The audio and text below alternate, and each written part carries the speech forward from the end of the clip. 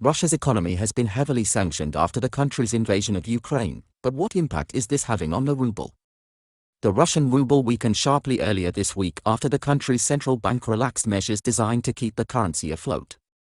It announced late on April 8 that it would scrap a 12% commission for buying foreign currency through brokerages from April 11. The bank also said it will lift a temporary ban on selling foreign exchange cash to individuals from April 18. The ruble fell to 82.09 against the US dollar at the market opening on the Moscow exchange on April 11, from 71 rubles on April 8, which was its strongest level since November 11. Recent weeks have been mixed for the Russian currency.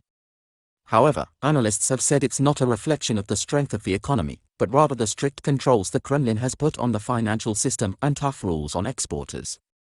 Anders Aslund, an economist and former advisor to the Russian government, tweeted in February that, as a result of Russia's invasion into Ukraine, Vladimir Putin has destroyed the ruble. Economist Daniela Gaba also tweeted earlier this week, "Guys, with capital controls, I can fix the currency at about any rate I want to," indicating that the ruble's rebound is not sustainable.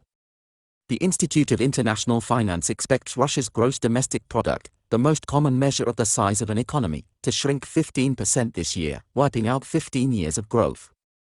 Capital Economics, a consultancy, expects Russian GDP to contract 12% and unemployment to almost double from 4.1% to 8%. Goldman Sachs thinks sanctions and self-sanctioning by Western companies will cause Russian imports to tumble 20% this year and exports to fall 10%. Meanwhile, it appears that ordinary Russians are feeling the pinch as a result of sanctions.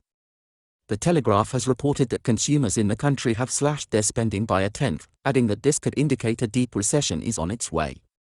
Spending dropped by 9.7% at the start of April compared to the same time last year as purchases by households plunged at their fastest rate since late 2020, live data from Sberbank analyzed by Capital Economics indicates.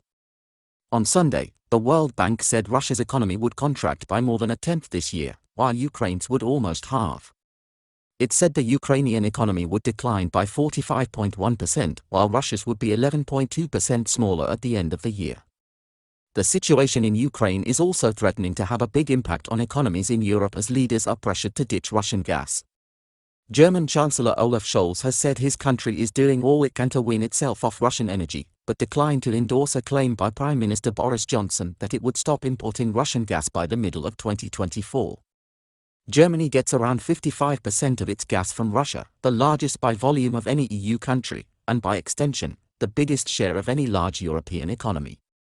Germany's relationship with Russia has been under the microscope since long before the invasion into Ukraine, and former Chancellor Angela Merkel's legacy may be looked at differently as a result of the Ukraine invasion, according to some experts.